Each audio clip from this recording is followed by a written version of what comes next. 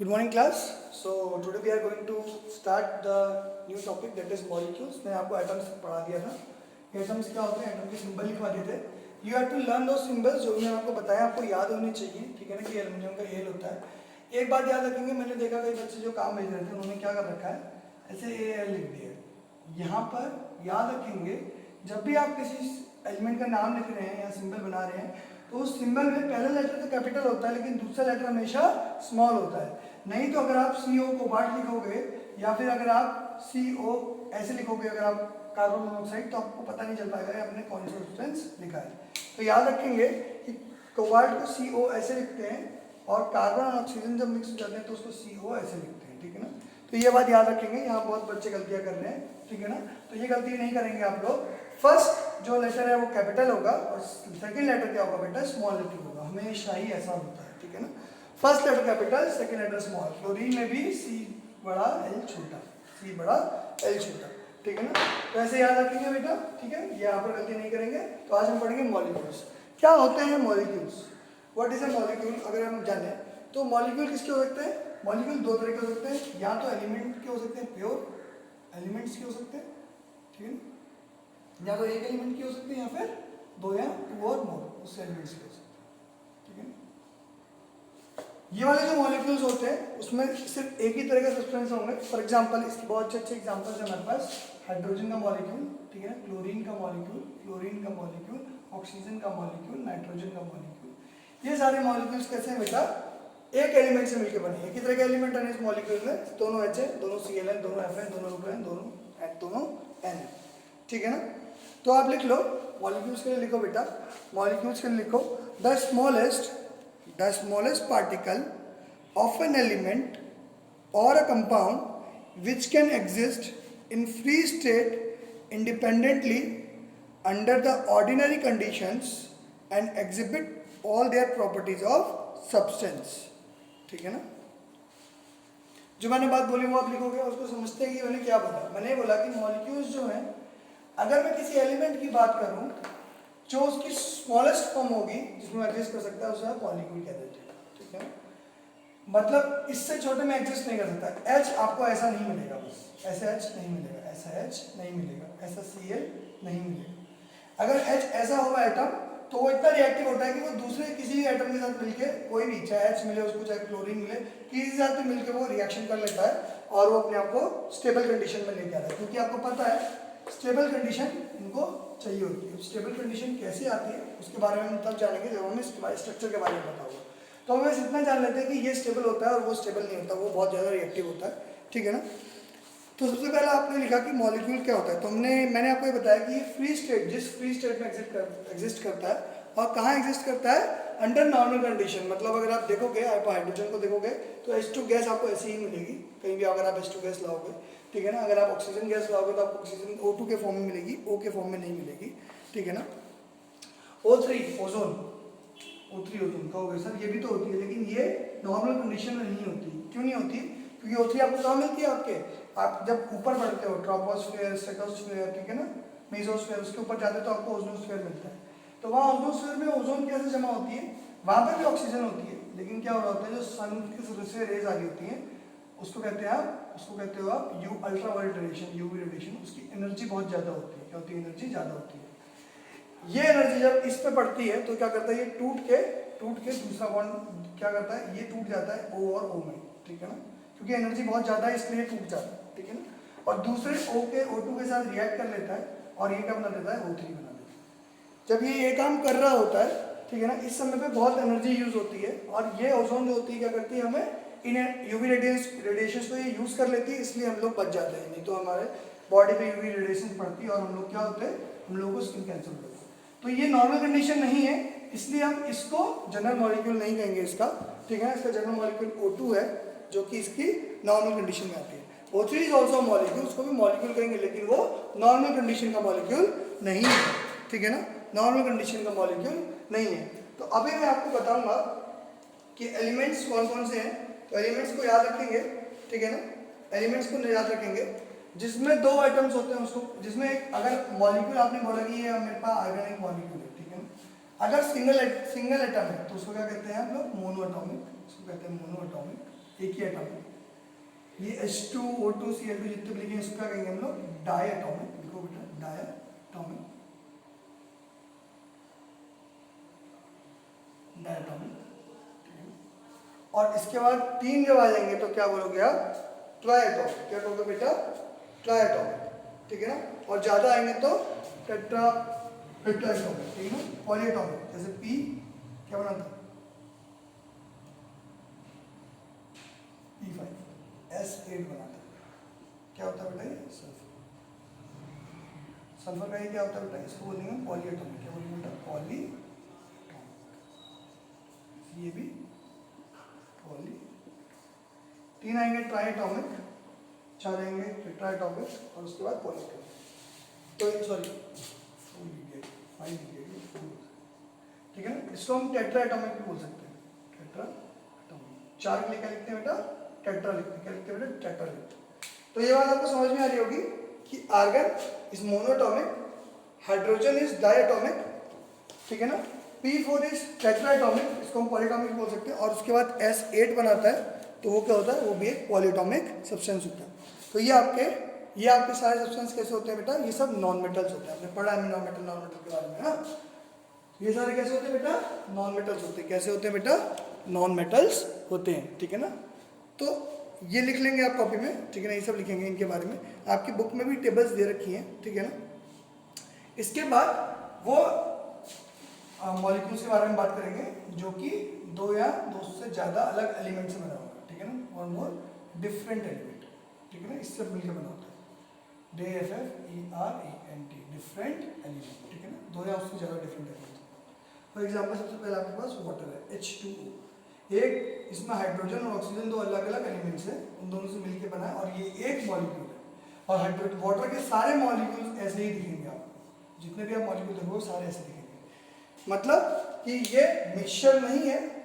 और ये क्या है, ये प्योर, इसको हम प्योर कंपाउंड क्यों कहते हैं, क्योंकि सिर्फ इसमें यही मॉलिक्यूल्स हैं और कोई मॉलिक्यूल्स नहीं है। और इनका रेशियो भी हमेशा यही रहेगा, H2 और O1, ठीक है ना, इसी रेशियो में रहेंगे। ऐसे नाइट्रोजन हाइड्रोजन का एक मॉलिक्यूल होता है, उसको क्या कहते हैं बेटा, अमोनिया कहते हैं। NH3 नाम है उसका। क्या कहते हैं बेटा, इसको अमोनिया लिख लेंगे, अमोनिया। ये भी देखेंगे, ये कितना है बेटा, ये भी हमारे अलग अलग एटम से मिलकर बना है। कितने एटम से मिलकर बना है बेटा, 4। ये कितने एटम से मिलकर बना था, 3। कैसे, 2 हाइड्रोजन की और 1 ऑक्सीजन का, ठीक है ना, 1 ऑक्सीजन का, ठीक है ना। ये 1 नाइट्रोजन का और 3 हाइड्रोजन। तो कितने हो गए बेटा, 4 मॉलिक्यूल्स हो गए, ठीक है ना। कितने हो गए, 4 मॉलिक्यूल्स हो गए, ठीक है ना। और कार्बन डाइऑक्साइड के बारे में बात करेंगे, CO2, ठीक है। ये तो पता ही कार्बन डाइऑक्साइड होती है। इसमें 1 कार्बन का मॉलिक्यूल और 2 क्या है बेटा, ऑक्सीजन का मॉलिक्यूल, ठीक है ना, 2 ऑक्सीजन का। तो यानी कि ये भी 3 मॉलिक्यूल से मिलकर, 3 एटम से मिलकर बना हुआ, ठीक है ना। तो इसको ट्राइएटॉमिक बोल सकते हैं, इसको टेट्राएटॉमिक बोल सकते हैं, इसको भी ट्राइएटॉमिक बोल सकते हैं, ठीक है ना। ये सारे डायटॉमिक है, ठीक है ना, ये ट्राइएटॉमिक दिख रहा है, ठीक है ना। तो this is how the elements are told, ठीक है ना। ये जो भी मैंने बोला, मोनोटॉमिक, डायटॉमिक, पॉलीटॉमिक, तो इसमें आप इसकी वैल्यू 1 होगी, इसकी 2 होगी डायटॉमिक की, इसकी 4 होगी, इसकी यहाँ पर ऐसे 8 है। तो इसको क्या कहते हैं, इस ये जो नंबर है इसको क्या बोला जाता है, एटॉमिसिटी। क्या कहते हैं, एटॉमिसिटी। तो एटॉमिसिटी के बारे में लिखेंगे, ठीक है, एटॉमिसिटी के बारे में लिखेंगे। क्या होती है atomicity, the number of atoms present in a molecule, the number of atoms present in a molecule is known as atomicity of the molecule. क्या कहते हैं, is known as atomicity of the molecule. कितने उसमें atoms हैं वो बताता है उसकी एटॉमिसिटी। अब जो मैंने ये लिखा है यहाँ पर, H2O लिखा या NH3 लिखा या CO2 लिखा, ये क्या है बेटा, this is your molecular formula. So क्या कहते हैं बेटा, मॉलिक्यूलर फॉर्मूला, ठीक है ना। इसको आप कहते हो मॉलिक्यूलर फॉर्मूला। जो कि कोई भी ऐसा सिंबल, कोई भी 2-3 सिंबल्स मिलके अगर ये बता दे कि इसका मॉलिक्यूल कैसा दिख रहा है, तो वो क्या कहलाता है बेटा, आपका मॉलिक्यूलर फॉर्मूला। क्या कहलाता है बेटा, मॉलिक्यूलर फॉर्मूला। तो मॉलिक्यूलर फॉर्मूला के लिए आप लिखेंगे, the symbolic representation of a molecule substance representing the actual number of atoms present in it is called molecular formula. ठीक है ना, जो मैंने बोला उसको आप स्पीड स्लो करके यहाँ रिपीट करके एक बार सुनेंगे और लिखेंगे. ठीक है ना, तो ये आपको लिखना है अपने मॉलिक्यूलर फॉर्मूला के डेफिनेशन में. ठीक है ना, तो हमें समझ में आया कि टेट्रा एटॉमिक, पॉली एटॉमिक किसे कहते हैं, एटॉमिसिटी किसे कहते हैं. एटॉमिसिटी का मतलब और मॉलिक्यूलर फॉर्मूला का मतलब हमें समझ में आ चुका है. ठीक है ना, हमने मॉलिक्यूल्स ऑफ एलिमेंट्स देखे. ठीक है ना, इसको आप लिखोगे यहाँ पर, इसको लिखने के लिए आप करोगे मॉलिक्यूल्स ऑफ एलिमेंट्स. आप 3-4 एलिमेंट्स लिख लो, H2Cl2 F2O2 Ar P4 acid, कुछ भी लिख लो. ये सब आपके एग्जांपल्स हो गए आपके किस चीज़ के, मॉलिक्यूल्स ऑफ एलिमेंट्स के. तो हर एक एलिमेंट जिसको हम जानते हैं अभी तक, अगर उसके मॉलिक्यूल्स के बारे में बात करेंगे तो उसके मॉलिक्यूल्स हम लिख सकते हैं. अगर आप लिखना चाहो तो मैं आपको लिखवा सकता हूँ. ठीक है ना, तो इसको लिखने के लिए क्या करेंगे, अपने जो भी आपने वहाँ पर पहले अपने एलिमेंट्स लिखे थे उनके बारे में देखेंगे और उसके हिसाब से लिखेंगे कि हाइड्रोजन को H2 कहेंगे, ऑक्सीजन O2, नाइट्रोजन N2, फिर उसके बाद आता है हीलियम. हीलियम क्या होती है आपकी, एक नोबल गैस होती है हीलियम. ठीक है ना, ये भी कैसे होती है, मोनोएटॉमिक होती है हीलियम. ठीक है ना, इसके बाद आर्गन होती है, आर्गन भी क्या होती है, मोनोएटॉमिक. क्रिप्टन मोनोएटॉमिक और ज़ेनॉन भी मोनोएटॉमिक. ये चारों गैस होती हैं. बहुत कम गैसेज होती हैं जो मोनोएटॉमिक होती हैं और यही वो 5 गैसेज हैं, 4 मतलब 1 2 3 4, यही वो 4 गैसेज हैं जो मोनोएटॉमिक होती हैं. इसके अलावा एक और होती है, लेकिन वो नेचर में ऐसे एग्जिस्ट नहीं करती है, एकदम फ्रीली एग्जिस्ट नहीं करती है, इसलिए हम उसके बारे में नहीं डिस्कस करेंगे, वो इतने लिख लेंगे. उसके बाद ज़्यादातर गैसेस हमारी कैसी रहती है, हमारी डायटॉमिक रहती है. जैसे हाइड्रोजन हो गया, ऑक्सीजन हो गया, नाइट्रोजन हो गया. ठीक है ना, फ्लोरीन, क्लोरीन, ठीक है, ब्रोमीन, ये सारी आपकी क्या होगी बेटा, ये सारी क्या होगी आपकी डायटॉमिक आपकी गैसेस होगी. उसके बाद आप पॉलीटॉमिक में एक P4 यही होता है, पॉलीटॉमिक यही रहता है, और मतलब टेट्राटॉमिक यही रहता है. और पॉलीटॉमिक आप लिख सकते हो एसिड को. एसिड क्या होता है हमारा, सल्फर 8 होते हैं. ठीक है ना, और 8 सल्फर आपस में जुड़े होते हैं. ठीक है ना, 8 सल्फर आपस में जुड़े होते हैं इस टाइप से.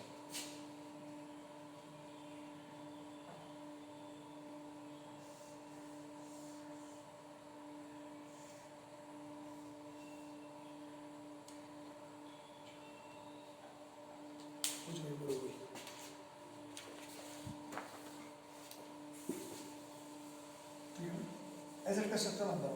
ठीक है ना, 3D बनेगा नहीं यहाँ पे. 3D होता है ऐसे 8 एटम्स होते हैं, 3 जितने आगे उतने पीछे, ऐसे मतलब 1 2 3 4 5 एलिमेंट्स आगे और 3 एलिमेंट्स पीछे होते हैं. फिर वहाँ से सब आपस में जुड़ जाते हैं, इधर से आगे वाले आगे जुड़ते हैं, पीछे वाले पीछे जुड़ते हैं, तो बन नहीं पाएगा अभी. ऐसे आप मान लो कि एसिड का स्ट्रक्चर क्या होता है, पॉलीटॉमिक होता है. 8 सल्फर के इलेक्ट्रॉन्स आपस में जुड़े होते हैं. ठीक है ना, 8 सल्फर के इलेक्ट्रॉन्स आपस में जुड़े होते हैं. कार्बन की खासियत क्या होती है, कार्बन वैसे तो C में एग्जिस्ट करता है, लेकिन इसके कई एलोट्रोप्स ऐसे होते हैं जो ऐसे एग्जिस्ट करते हैं. C इसमें बहुत ज़्यादा आते हैं, C60. ठीक है ना, C60 मतलब 7 कार्बन जो है आपस में जुड़े होते हैं. इतनी ज़्यादा इसकी कैपेबिलिटी होती है. इसका नाम क्या होता है, इसका नाम अगर आपको याद रखना हो तो इसका नाम आप लिख सकते हो. क्या होता है इसका नाम, बकमिंस्टर फ्लोरेंस. ये आप कहाँ पढ़ोगे, 10th क्लास में पढ़ोगे, बकमिंस्टर फ्लोरेंस.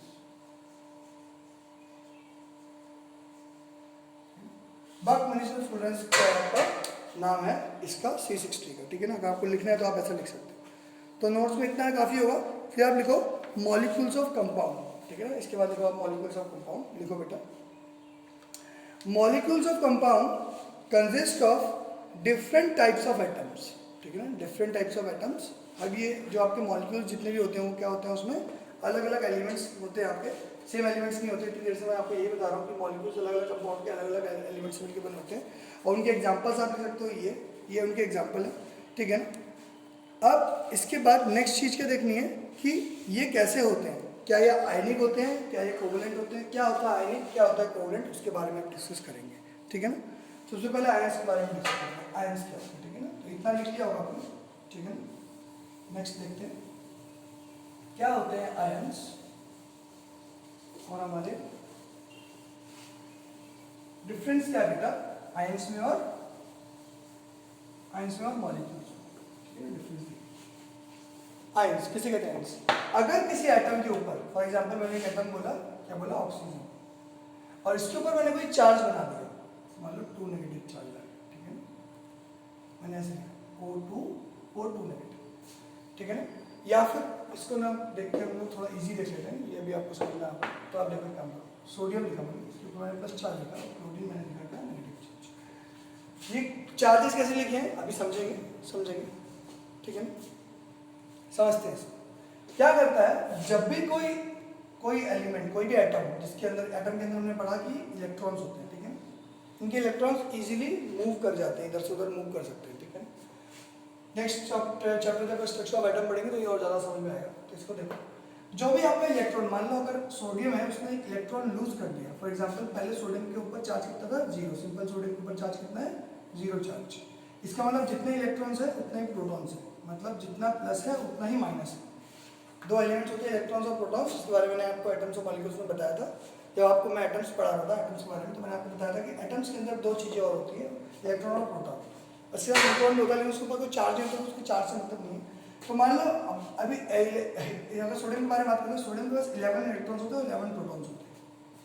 अगर मैं कुछ ऐसा करूँ कि ये इलेक्ट्रॉन एक लूज कर दे, मतलब ये इलेक्ट्रॉन का एक दे दे किसी, अब इसका इलेक्ट्रॉन लूज हो जाए, चले जाएगा, तो क्या होगा, इसके ऊपर चार्ज कौन सा आएगा, प्लस चार्ज। क्यों, क्योंकि अब क्या हो जाएगा, 10 इलेक्ट्रॉन यानी कि 10 नेगेटिव चार्ज और 11 क्या है बेटा, पॉजिटिव चार्ज। माइनस करेंगे, इसका चार्ज -10 है, ठीक है ना, और इसका चार्ज 11 है, तो टोटल चार्ज कितना आ गया बेटा, +1 चार्ज, ठीक है ना।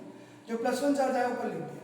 जिस भी एटम, जो भी एटम अपनी एक्चुअल स्टेट से एक का इलेक्ट्रॉन लूज कर दे या एक इलेक्ट्रॉन गेन कर ले, यहाँ पर क्या करें, इलेक्ट्रॉन गेन किया है, तो उस पर चार्ज आ जाता है, उसको क्या कहते हैं हम लोग, आयन कहते हैं बेटा, आयन कहते हैं। समझ में आई वाली बात, उसको आयन कहते हैं। क्लोरीन क्या करता है, क्लोरीन के पास 17 इलेक्ट्रॉन्स होते हैं और 17 प्रोटॉन्स होते हैं, ठीक है ना। तो क्या करता है क्लोरीन, एक इलेक्ट्रॉन लेता है, अपने आपको 18 बना देता है, 18 इलेक्ट्रॉन्स यानी कि -18 हो जाता है इस पर चार्ज, और यहाँ पर 17 प्लस का चार्ज होता है, टोटल चार्ज आएगा -1, वो -1 चार्ज ऊपर लिख देते हैं, और जैसे ही वो इस स्टेट पे आता है तो ये क्या कहलाता है, नेगेटिव आयन कहलाता है। तो दो तरह के आयन्स हो गए आपके पास, एक हो गया पॉजिटिव आयन और एक हो गया आपका नेगेटिव आयन। पॉजिटिव आयन को आप क्या बोलते हो, पॉजिटिव आयन को आप क्या बोलते हो, कैटायन। पॉजिटिव आयन को क्या बोलोगे आप बेटा, इसको क्या बोलोगे, कैटायन। ये कौन सा है बेटा, कैटायन, ठीक है ना। और इसको क्या बोलते हैं बेटा, इसको बोलते हैं एनायन। नेगेटिवली चार्ज को क्या बोलते हैं बेटा, एनायन। तो ये याद रखेंगे एनायन और कैटायन क्या होते हैं, ठीक है ना। समझ में आया बेटा एनायन कैटायन क्या होते हैं, कैसे बनते हैं। तो एनायन और कैटायन के बारे में जो मैंने आपको बताया और समझे, और इसके लिए अब लिखे हैं व्हाट आर आयंस। पहले लिखो ions, whenever a charge species is formed from an atom when it gains or loses an electron, ठीक है ना। जब भी ये इलेक्ट्रॉन गेन करेगा या इलेक्ट्रॉन लूज करेगा, इलेक्ट्रॉन गेन करेगा, तो उसके उस बेसिस पे जब भी आपका क्या होगा, कोई एक एटम जो है वो चार्ज हो जाएगा, ठीक है ना। A charge species formed when atom gains or loses the electron is called ion। क्या कहते हैं इसको, आयन कहते हैं, ठीक है ना। फिर इसके बाद लिखना positively charged ion is known as cation and negatively charged ion is known as anion, ठीक है ना, ये लिखा आपने, ठीक है ना। इसके बहुत से एग्जांपल मैंने आपको ये दे दिया। दूसरा एग्जांपल आपके पास ये है कि ये भी पॉजिटिव बनाता है, ठीक है ना। इसका दूसरा एग्जांपल अगर मैं आपको दूं तो O2 नेगेटिव बनाता है, ठीक है ना। और किसी के बारे में बात करें, फ्लोरीन नेगेटिव बनाता है, ठीक है ना। तो ये सिंगल नेगेटिव और 2 नेगेटिव कौन बनाता है देख लेंगे हम, ठीक है ना। ये देखेंगे ये कौन बनाता है। अगर कैल्शियम की बात करूँ तो वो 2 पॉजिटिव बनाता है, मैग्नीशियम भी 2 पॉजिटिव बनाता है, ठीक है ना। ये आप याद रखें, ठीक है ना, ये आप याद रखेंगे, ये 2 पॉजिटिव बनाते हैं, ये नेगेटिव बनाता है। अभी ऐसा क्यों करते हैं, इसको जानने के लिए हमें नेक्स्ट चैप्टर पढ़ना पड़ेगा, इसलिए अभी सिर्फ इतना ही जानेंगे कि ऐसे ऐसे बनाते हैं और इनको क्या कहते हैं, इनको आयंस कहते हैं। बस इतना समझेंगे, इनको आयंस कहते हैं, ठीक है ना। तो ये तो सिंगल एटॉमिक आयन है, मतलब एक ही एटम से बने हुए आयन है, ठीक है ना। इसको क्या कहते हैं हम लोग, सिंगल एटॉमिक आयन कहते हैं, ठीक है ना, सिंगल एटॉमिक आयन कहते हैं। और जो भी कंपाउंड जो भी हमने मॉलिक्यूल्स पढ़े थे, जो भी मॉलिक्यूल्स और कंपाउंड जो होते हैं वो ऐसे कैटायन और आयन से मिलकर बने होते हैं, उनको हम क्या कहते हैं, उनको हम कहते हैं आयोनिक कंपाउंड।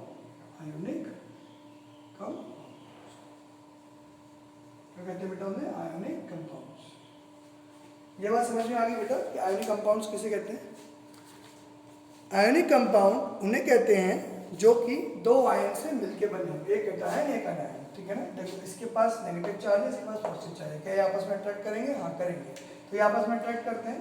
एक्चुअली होता क्या है, सोडियम ही अपना इलेक्ट्रॉन इसको दे देता है, ठीक है ना, क्योंकि सोडियम के पास टेंडेंसी होती है, सोडियम चाहता है कि उसको एक इलेक्ट्रॉन, उसको इलेक्ट्रॉन दे, उसको अपना इलेक्ट्रॉन लूज कर ले, और क्लोरीन चाहता है कि कहीं से उसे एक इलेक्ट्रॉन मिल जाए। तो ये आपस में बात करते कहते हैं मैं दे देता हूँ, तो कोई इलेक्ट्रॉन नहीं कहता हाँ ठीक है मेरे को दे दे, हम दोनों दोस्ती कर लेंगे। तो दोस्ती कर लेते हैं। दोस्ती को क्या कहते हैं? इस दोस्ती को क्या कहते हैं? बॉन्ड। क्या कहते हैं? बॉन्ड। और ये कौन सा बॉन्ड है बेटा? Ionic bond. कौन सा बेटा? आयोनिक, ठीक है ना।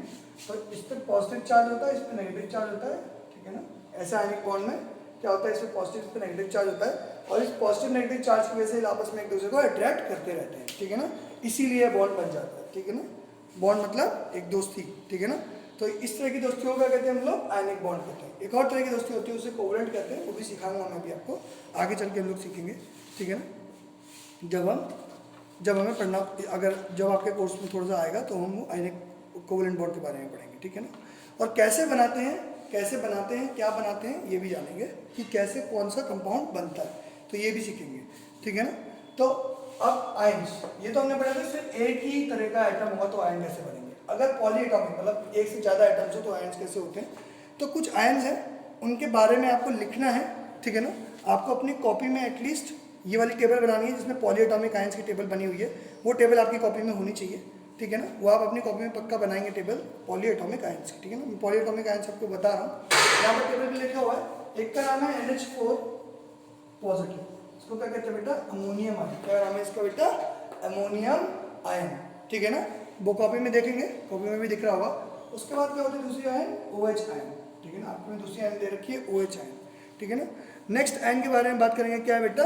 NO2 negative. कौन सी बेटा? NO2, ठीक है ना। ये आयन है आपके पास, सॉरी NO3 नेगेटिव,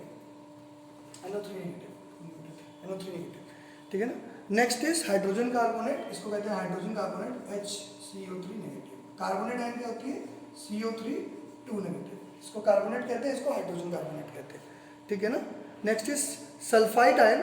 देखो सल्फाइड और सल्फेट में फर्क होता है। सल्फाइड का होता है SO3 होता है, ठीक है ना, और सल्फेट SO4 होता है। चार्जेस क्या होते हैं, ध्यान देंगे, चार्जेस क्या होते हैं? एक के ऊपर -2 चार्ज होता है और दूसरे पे भी, मतलब दोनों के ऊपर क्या होता है बेटा? -2 चार्ज होता है, दोनों के ऊपर -2 ही चार्ज होता है। इसका नाम क्या होता है? सल्फाइड,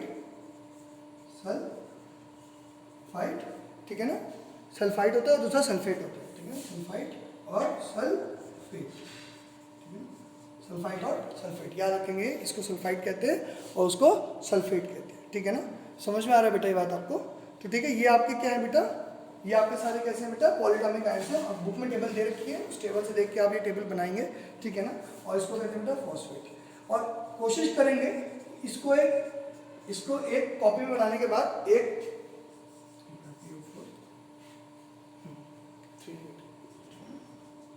तो ये आप इसको आप क्या करेंगे? A4 शीट में यानी कि व्हाइट पेपर पे बना के अपने घर में कहीं जहाँ भी आपका कमरा है वहाँ पर चिपका लेंगे, और रोज देखेंगे इसको, जो भी आपने एलिमेंट्स के नाम सिंबल्स बनाए थे वो, ठीक है ना।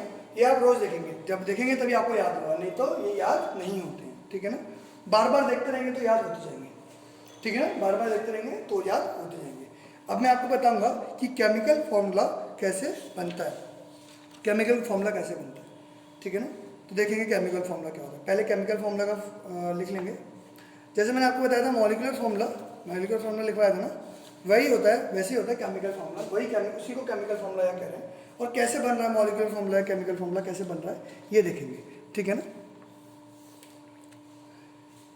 कुछ बातें हैं, कुछ पॉइंट्स हैं जो कि आपको नोट डाउन करने हैं किसी भी केमिकल या मॉलिक्यूलर फॉर्मूले को बनाने से पहले। तो 3 पॉइंट्स हैं, मैं 3 पॉइंट्स आपको बताऊंगा, ठीक है ना। वो 3 पॉइंट्स आप लिखेंगे, क्या है? पहला पॉइंट क्या है? The symbol of the constituent elements. पहले तो आपको पता होना चाहिए उसका सिंबल क्या है कंस्टिट्यूएंट एलिमेंट्स का। अगर आपको ये NaCl लिखना था तो आपको Na का सिंबल और Cl का सिंबल पता होना चाहिए था, नहीं पता होता तो ये कैसे लिखते हैं, ठीक है। सबसे पहली चीज, the symbol of constituent elements are written as so that the symbol of positive ion comes first and negative ion comes second। हमेशा कैसे लिखते हैं? लिखेंगे यहाँ पर फर्स्ट, पहले क्या होना चाहिए? पॉजिटिव आयन आना चाहिए, फिर नेगेटिव आयन आना चाहिए, ठीक है ना। ये याद रखेंगे, पहले पॉजिटिव आना चाहिए बाद में नेगेटिव आना चाहिए। तो ये पहले आपका पॉइंट रूल हो गया। The symbol of constituent elements are written so that the symbol of positive atom और radical is placed on the left hand side and symbol of negative atom is placed next to it, that is right hand side. ठीक है ना। Second आपका जो है, second जो आपका है कि द वैलेंसीज, जो इनकी वैलेंसी होती है, वैलेंसी किसे कहते हैं? वैलेंसी वो होती है जितने वो इलेक्ट्रॉन अपने दे सकता है। जैसे यहाँ पर मैंने बताया था ये 2+2+ यानी कि 2 इलेक्ट्रॉन दे सकता है, इसका 2 नेगेटिव यानी कि 2 इलेक्ट्रॉन ले सकता है। इसको क्या कहते हैं हम लोग? वैलेंसी कहते हैं। वैलेंसी के बारे में हम जानेंगे, वैलेंसी के बारे में हम जानेंगे नेक्स्ट चैप्टर में। पक्का आपको पूरी वैलेंसी के बारे में सब समझ में आ जाएगा क्या होता है वैलेंसी, क्या होती है। अभी आप ये जान लो कि हर एक एलिमेंट की अपनी वैलेंसी होती है जो कि वो शो करता है, वही वैलेंसी शो करता है। जैसे Na+1 शो करता है, ये -1 शो करता है। ठीक है ना। K+1 शो करता है, Ca2+ शो करता है, Mg2+ शो करता है और 2 नेगेटिव शो करता है। ठीक है ना। ये वैलेंसी है। तो इसकी 2 वैलेंसी है, इसकी 1 वैलेंसी। जो भी वैलेंसी होती है उसको माइनस साइन के साथ लिखते हैं, हम सिर्फ उसका प्लस साइन लिखते हैं। यानी कि हम लोग क्या करते हैं, जैसे -2 वैलेंसी है तो हम उसका मॉड ले लेते हैं और आंसर बताते हैं इसकी वैलेंसी कितनी है, 2। चार्ज कितना आ रहा है, -2 आ रहा है, तो उसकी वैलेंसी कितनी हो जाएगी, 2। ठीक है ना। ऐसे ही इसकी वैलेंसी कितनी होगी, 1। तो वैलेंसी को देखकर हम लोग फॉर्मूला डेवलप करेंगे। तो दूसरा पॉइंट क्या था आपका, valencies of the symbol are written below them. ठीक है ना। And then balanced. कैसे बैलेंस करते हैं अभी मैं दिखाऊंगा आपको। ठीक है ना। And then balanced. और तीसरा क्या है बेटा, तीसरा क्या है, the valency of the numbers are reduce to the simple ratio. अब जब वैलेंसी लिखते हैं हम लोग उस समय क्या करते हैं, इसको सिंपलेस्ट रेशियो में ले आते हैं। अब क्या होता है सिंपलेस्ट रेशियो, उसको समझो। जैसे मान लो मैंने एक एलिमेंट लिखा यहाँ पर Ca2O2 ऐसे लिखा, इसको ऐसे नहीं लिखते हैं। जब भी लिखना होता है तो हम ये देखते हैं कि वैलेंसीज की क्या है, जो भी वैलेंसीज होती हैं उनको क्या करते हैं, आपस में डिवाइड कर देते हैं। जो आपका सिंपलेस्ट रेशियो होता है 1:1 उसमें लिखते हैं। इसको आप CaO लिखोगे। ठीक है ना। अभी समझेंगे इस बात को कि ये कैसे कर रहा हूँ मैं। ठीक है ना। तो मैं आपको कुछ एग्जांपल्स भी कराऊंगा और ये भी कैसे करते हैं ये आपके सामने डिस्कस करूंगा। ठीक है ना। तो ये आपके 3 पॉइंट्स थे, इन 3 पॉइंट्स को हम लोग डिस्कस करेंगे। ठीक है ना। इन 3 पॉइंट्स को हम डिस्कस करेंगे। ठीक है ना। थॉरली डिस्कस करेंगे। और क्या करेंगे, और ये देखेंगे कि जैसे मान लो कि ये पॉलीटॉमिक जहाँ पे यूज होते हैं, जैसे मान लो कि मैंने एटम जो है पॉलीटॉमिक के साथ बनाया, तो जो भी वैलेंसी होगी वो इसके पूरे के ब्रैकेट में बना के लिखेंगे। कैसे लिखेंगे, अभी सब सारे के सारे क्वेश्चंस करेंगे, सारे के सारे एग्जांपल्स देखेंगे इन सब बातों पे। बस ये बात आप लिख लीजिए, उसके बाद जैसे मैं एग्जांपल्स बताऊंगा आपको सब कुछ क्लियर होना शुरू हो जाएगा। ठीक है ना। क्लियर होना शुरू हो जाएगा। तो देखते हैं वैलेंसी क्या होती है। वैलेंसी जो होती है वो यही बताती है कि कितने इलेक्ट्रॉन्स दे सकता है या ले सकता है, कितने इलेक्ट्रॉन्स इसके पार्टिसिपेट करेंगे जब भी आप मॉलिक्यूलर फॉर्मूला बनाओ। ठीक है ना। तो देखो जो मैंने 3 बात लिखी थी वो 3 बातें कैसे होंगी। सबसे पहले हम NaCl से ही शुरू करेंगे, वो तीनों बातें NaCl के लिए शुरू करेंगे। ठीक है ना। तो थर्ड पॉइंट अगर आपने नहीं लिखा तो एक बार मैं बोल देता हूँ, the valency numbers are reduced to simple ratios. ठीक है ना। By dividing them by common factor. ठीक है ना। उनको एक कॉमन फैक्टर से डिवाइड करते हैं और उसको सिंपलेस्ट रेशियो में लिखते हैं। ठीक है ना। अगर जरूरत पड़ती है, नहीं तो उसको अगर सिंपल रेशियो में तो सीधे लिख देते हैं। नेक्स्ट स्टार्ट करते हैं। सबसे पहले मैंने क्या लिखा, सोडियम और क्लोराइड, इसी को लिखा। इसकी वैलेंसी मैंने बताई थी 1, इसकी बताई थी 1। ठीक है ना। तो सबसे पहले ऐसे वैलेंसी लिखते हैं। सेकंड थिंग क्या करते हैं, इसको क्रॉस में ले जाते हैं। जो मैंने आपको बताया सेकंड में कि वैलेंसीज को बैलेंस करना होता है तो क्या करते हैं, क्रॉस में ले जाते हैं। और क्या बनाता है, क्या बनाता है यहाँ पर Na1 था और Cl भी 1 था, तो 1 को नहीं लिखते, सीधे सीधे ऐसे लिख देते। तो ये पहला कंपाउंड बनाया। नेक्स्ट कंपाउंड जिसमें ब्रैकेट लगे। ठीक है ना। नेक्स्ट कंपाउंड जिसमें हमें सिंपलेस्ट रेशियो में लाना पड़ेगा, C और O। C की वैलेंसी कितनी होती है बेटा 4, O की वैलेंसी कितनी होती है 2। इसको करते हैं तो मेरा क्या बनाता है यहाँ पर C2O4 ऐसे बनाता है। लेकिन तो ध्यान दो, C2O4 बनाओगे क्या, no, you will not make C2O4, you will not write C2O4। आप क्या लिखोगे यहाँ पर, इसको पहले डिवाइड करोगे, 2 1 जा 2, 2 2 जा 4, हो गया ना। अब रेशियो क्या बना बेटा 2:1, ये बना ना 2 और 1, 2:1 रेशियो बना, तो 2 यहाँ जाएगा और 1 यहाँ जाएगा। ठीक है ना। इसलिए क्या बनेगा यहाँ पर, ये ना बन के ये बनाते हैं हम लोग CO2। ऐसे भी देख सकते हो 2 1 जा 2, 2 2 जा 4, तो बच्चा CO2। समझ आया बेटा। सेकेंड ऑप्शन में क्या था आपका, तो सिंपलेस्ट फॉर्म में कन्वर्ट करना था, सिंपलेस्ट रेशियो में कन्वर्ट करना था और सिंपलेस्ट रेशियो यहाँ लिखना था। तो याद रखेंगे जो भी इधर लिखा है वो उस पर मल्टीप्लाई होगा, जो इधर लिखा है वो इस पर मल्टीप्लाई होगा, और यहाँ पर लिखा जाएगा ऐसे, ठीक है ना। हम हमेशा नंबर ऐसे सबस्क्रिप्ट में लिखते हैं, ठीक है ना, सबस्क्रिप्ट में नंबर लिखते हैं हमेशा। जो नीचे नंबर लिखा होता है वो सबस्क्रिप्ट होता है, जो ऊपर लिखा होता है वो सुपरस्क्रिप्ट होता है। तो ऊपर तो हम हमेशा पावर लगाते हैं, इसलिए पावर में लिखेंगे, हम यहाँ सबस्क्रिप्ट में नंबर लिखते हैं। नेक्स्ट क्या है आपका, मैं क्या करता हूँ OH ले लेता हूँ। फॉर एग्जाम्पल Mg और OH का देखना है मेरे को कि क्या बनेगा। OH नेगेटिव का, क्योंकि -1 लिखा हुआ है तो उसकी वैलेंसी कितनी है, -1, यानी कि 1 इसकी वैलेंसी। और Mg की वैलेंसी मैंने आपको बताई थी कितनी है, 2। आपको दिया जाएगा सब कुछ कि इसकी वैलेंसी इतनी है, कंपाउंड बना के दिया। जब भी आप क्वेश्चन आएगा तो आपको ऐसे आएगा, आपको पूरी वैलेंसी दी होगी, आपको कंपाउंड बनाना होगा, ठीक है ना अभी। लेकिन जैसे आप नेक्स्ट चैप्टर पढ़ लोगे फिर आपको वैलेंसीज नहीं जाएंगी, तब आपको वैलेंसीज खुद याद समझ में आ जाएगी कि इसकी क्या है, और आप खुद लिखना शुरू कर दोगे वैलेंसीज, खुद बताओगे आप वैलेंसीज क्या होती है। मैं आपको समझाऊंगा, आप खुद बताओगे वैलेंसीज क्या होती है। तो इधर देखो, ठीक है ना, यहाँ पर क्या करना था हमें, ऐसे और ऐसे करना था। तो Mg के पास क्या लग गया, Mg के पास तो 1 है तो 1 नहीं लिखेंगे, लेकिन OH, पूरे OH के पास 2 है ना, तो पूरे OH को हम लोग क्या करते हैं, एक ब्रैकेट में लिखते हैं और उसको आगे लिख देते हैं 2, ठीक है ना। तो इसका फॉर्मूला क्या होगा बेटा, MgOH होल ट्वाइस, ठीक है ना। अब इनके नाम कैसे देंगे ये देखते हैं। इसका नाम होगा सोडियम और क्लोरीन, सोडियम क्लोराइड। इसका नाम क्या होगा, कार्बन, और ये 2 ऑक्सीजन है तो कार्बन डाइऑक्साइड।